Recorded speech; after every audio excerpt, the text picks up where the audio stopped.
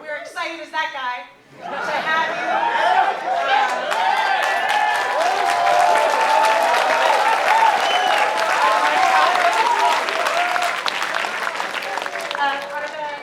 Are the panelists' mics on or just mine? Because this will be a very boring panel if it's just me. Good. Sweet. Okay. Yo. So let me make introductions. To my extreme left is Dennis Reese. He is the producer of Halo Anniversary.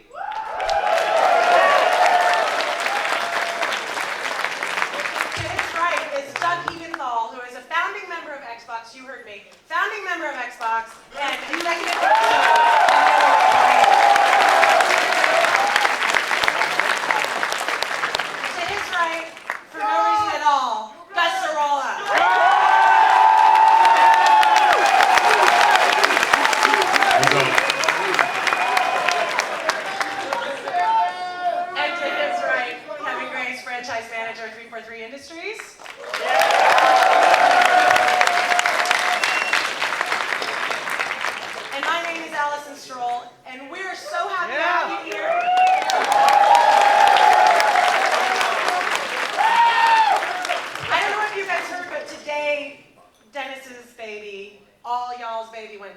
Did you guys hear that? Release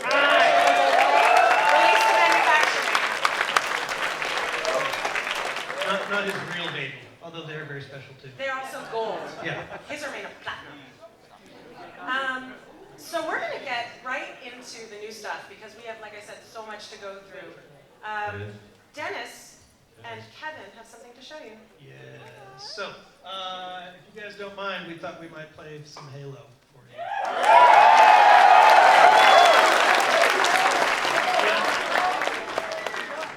So, if you guys can all think back 10 years ago, you started off this game with this guy in this green suit at this opening level called the Pillar of Honor.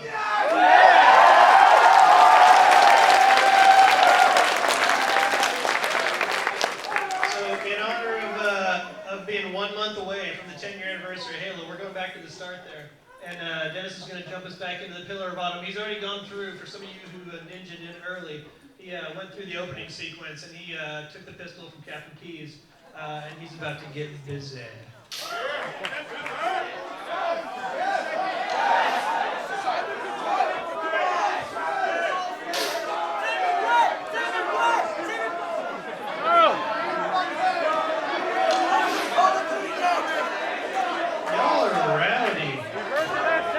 Don't keep it loaded, so I'm gonna have to find it.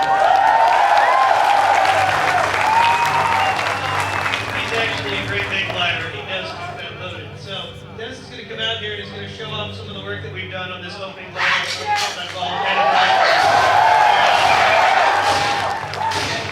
So as you guys can see, this looks a little bit different than how it used to look 10 years ago when you first played the game. All these graphic upgrades that we've done on here. Oh, can we turn that Xbox down just a little? There you go, thanks guys. All these graphics upgrades that you're seeing right here is 10 years really of making games on Xbox, 10 years of making Halo games in particular. But anytime you want to, you can hit that back button and it switches back to the exact same game, exact same graphics that you had 10 years ago. This is a feature that we started off with kind of as a testing, kind of a, did it really look like that 10 years ago? And we got it actually in there in the game full time. So you can do that all that you want, back and forth.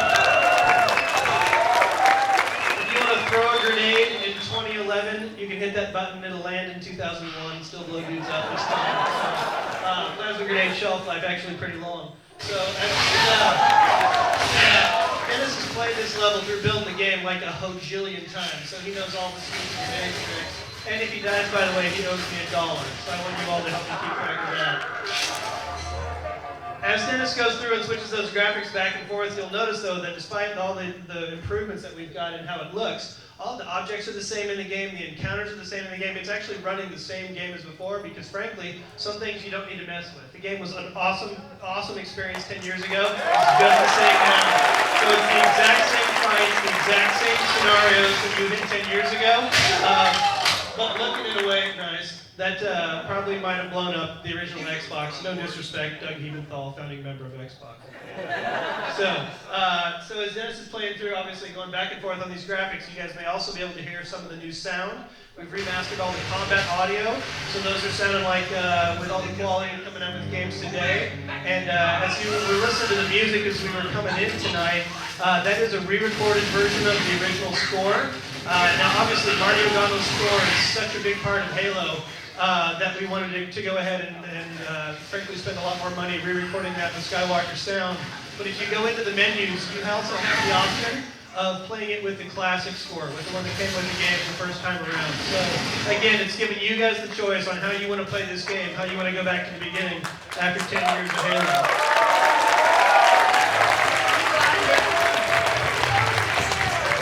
So we've got the new graphics, we've got the new audio, we've got the new soundtrack. Obviously, while keeping with the original, some things we haven't changed, like the gameplay, the voice acting. It should be the same. That's still Chief's voice, Cortana's voice, some things you don't want to mess with. We've added some new features as well, like apparently a quiet button in the back.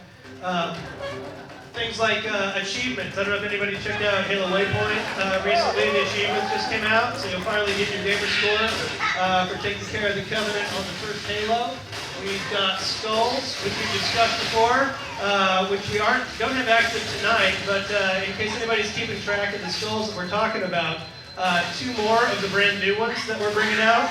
One of them is called Recession, which means that every shot that you fire takes up 2 rounds. So that's going to add a little bit of challenge, and to balance that out, if it's a little too hard for you, there's a new skull called Bandana, which gives you unlimited ammo for anything you want. So later on, little rocket launcher, frankly the pistol. Honestly, you don't need much more than that pistol with unlimited ammo. That's a good game. We've also got some new story going on here in the terminals. We're not going to be able to show a terminal video today just for time, but if you go up to Halo Waypoint, we've got a couple of those terminals up there. And just like the terminals in Halo 3 and ODST and Reach, that's a way for fans who want to get a little more of the universe to kind of learn more about the story and what's going on behind the game. This story in particular is about that little blue light bulb dude who floats around and follows you 343 Guilty Spark, where he came from, what he's been up to the last 100,000 years, and where the Halo came from as well. So fans who are brand new to Halo, maybe, I mean there's a lot of people who play Halo who haven't played this first one ever. Coming in there, it's going to help them understand a little bit more about what they're doing and what's going on around them.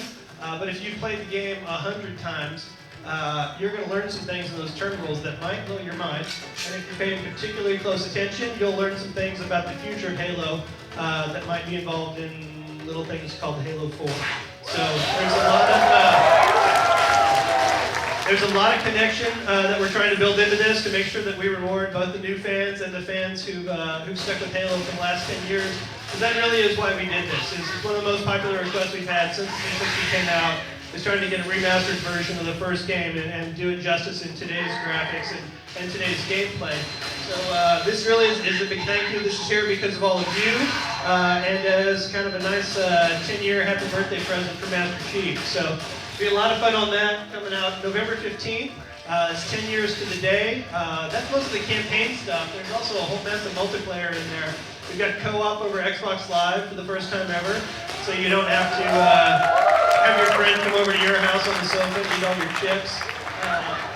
So we've got one new firefight map called Installation 04. For those of you familiar with the campaign, on the second level of the game Halo, you go to rescue a bunch of Marines around. Did you die? I want to install it.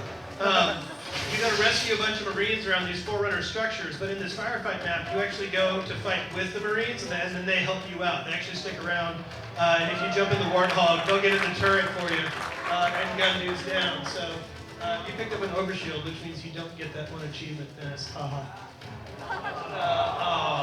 So yeah, so that's Combat Evolved Anniversary on November 15th. I think that's most of the the details. Allison, you got any? What did I miss? Just a couple more things we'll talk about in a little bit. All right, Dennis. All right, Dennis, come home. Oh, nice. That's a good stick. That's a good close. All right, everybody, cheer for Dennis. He did not die.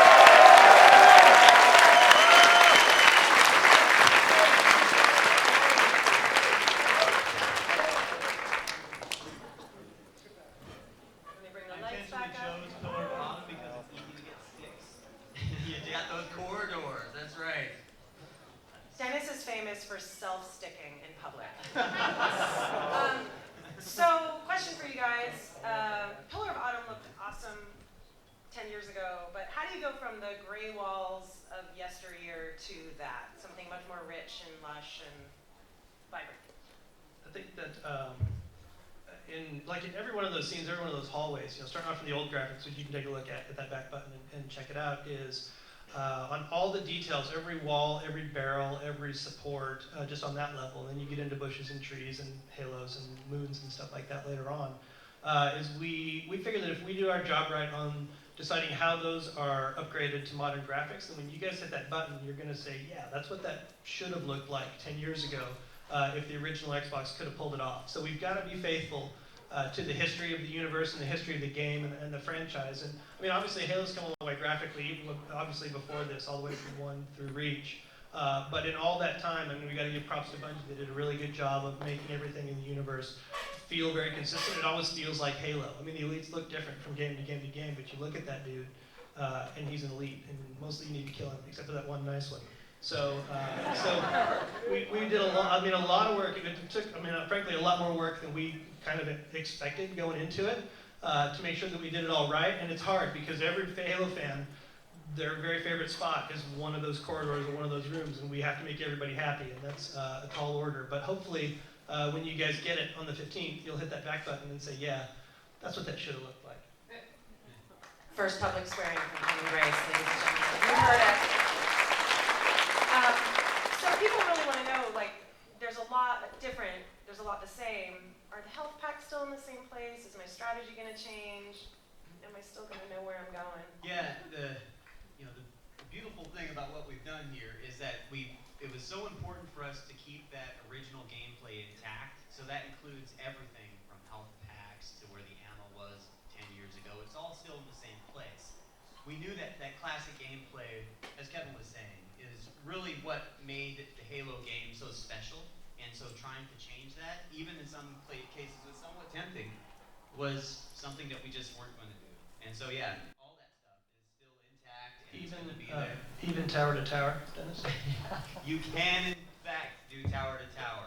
Do we have any However, triggers here? I should say, Triggers? I have not tried it myself. He meant he has tried it but not succeeded. Yeah.